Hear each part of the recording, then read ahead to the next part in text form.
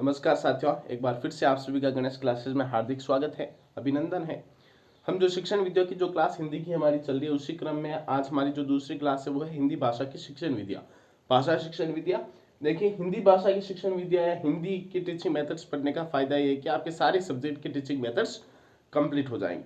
बस यही मेरी जो हिंदी में शिक्षण विद्या में पढ़ाऊंगा, इन्हें आप कंप्लीट देख लीजिए। उसके बाद आप सेल्फ आराम से सारे सब्जेक्ट की टीचिंग मेथड्स आराम से कर सकते हो। कल हमने अनुकरण विधि पढ़ी थी, टॉपिक आपने डाल ही दिया होगा, उसी क्रम में आगे डालिए हिंदी भाषा की शिक्षण विद्या। ये हमारा टॉपिक चल रहा है। आप सभी को बताइए कौन सा हिंदी भाषा की शिक्षण विद्या आपने डाल ही रखा है। इसमें दूसरी विधि आज हम पढ़ेंगे। कल हमने अनुकरण विधि के बारे में पढ़ा, कल हमने अनुकरण विधि के बारे में चर्चा की। उसे इंग्लिश में इमिटेशन मेथड कहते हैं। बस आपको इंग्लिश में नाम याद करना, बाकी कई सारी जो भी परिभाषा है सब कुछ सेम ही होता है। आज दूसरी विधि डालिए मांटेसरी विधि। खास बात इसकी ये है कि इसे खेल विधि भी कहते हैं। प्रश्न आ सकता है निम्नलिखित में से कौन सी खेल विधि है। मांटेसरी विधि, इसमें लिखिए यह एक प्रकार, कई साथी कहते हैं कि सर आप लिखो, इसलिए मैं कोशिश कर रहा हूँ लिखवाऊं। यह एक प्रकार की खेल विधि है। किस प्रकार की विधि है? खेल विधि है। खेल विधि होने का मतलब है कि बालक खेल खेल में सीख जाते हैं तथा इस विधि को देने का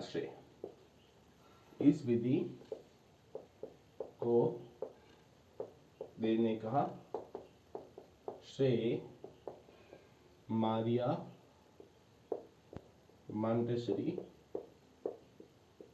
को जाता है। ठीक है, ये चीज आप मांटेसरी विधि लिख लें। इस मांटेसरी विधि में दो बातें अभी तक याद रखनी है कि ये किस प्रकार की विधि है? खेल विधि है। इसको देने का श्रेय किसे जाता है? मारिया मांटेसरी को। इस चीज को आपने नोट किया होगा। इस विधि में कुछ खोखले वर्ण होते हैं जिनके सहयोग से एक बालक वर्ण लिखना सीख जाता है।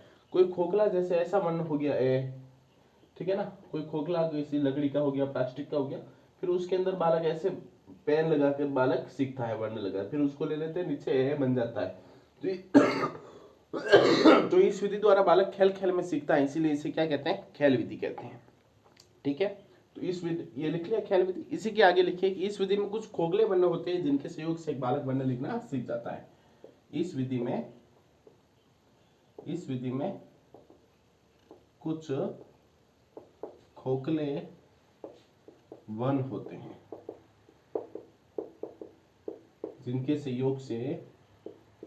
जिनके सहयोग से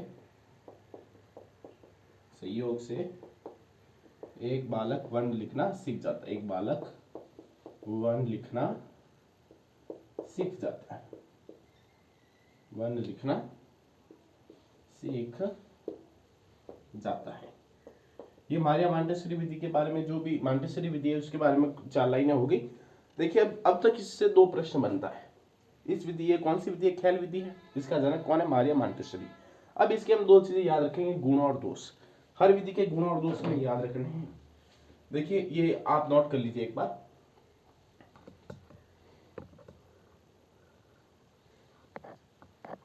अब हम इसके लिखते हैं गुण और दोष। क्या लिखते हैं? मांटेसरी विधि हमारी चल रही है, दूसरी विधि हम पढ़ रहे हैं अभी फिलहाल, मांटेसरी विधि। एक तरफ इसके लिखिए इस साइड गुण और इस साइड लिखिए आप दोष। ठीक है, गुण में क्या है? मनोवैज्ञानिक विधि है। आपको इस बात को ध्यान रखना है कि हर एक खेल विधि कौन सी विधि है? मनोवैज्ञानिक विधि है।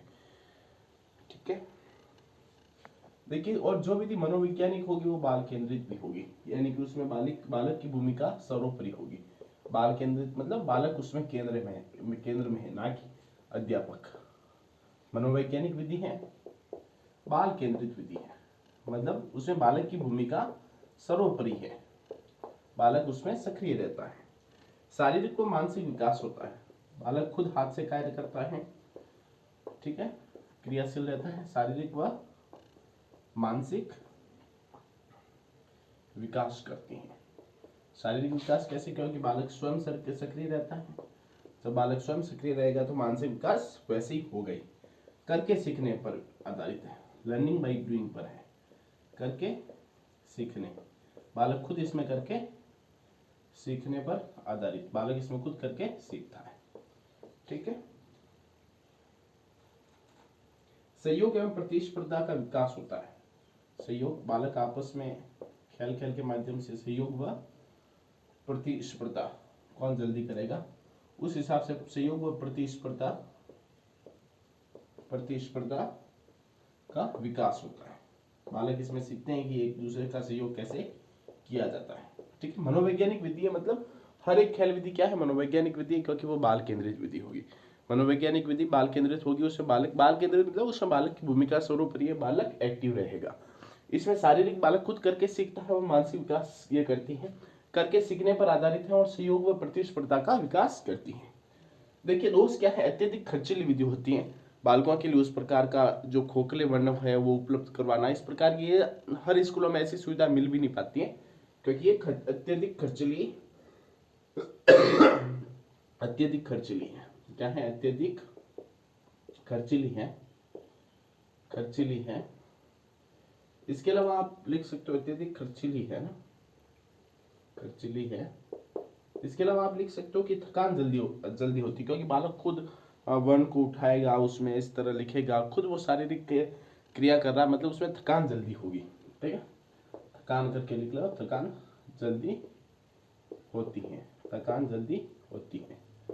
दो दोष हो गए। दुर्घटना का भय बना रहता है, बालक खुद अगर किसी कार्य को करेगा, छोटा बालक है, हो सकता है आपस में वर्ण के लिए रो भी ले, झगड़ भी ले, ये वर्ण मेरा है, एप्पल मेरा, बॉल मेरी है, तो इस प्रकार से वो बालक झगड़ने भी लग सकते हैं। तो शारीरिक दुर्घटना की संभावना इसमें रहती है, शारीरिक दुर्घटना की संभावना इसमें रहती है।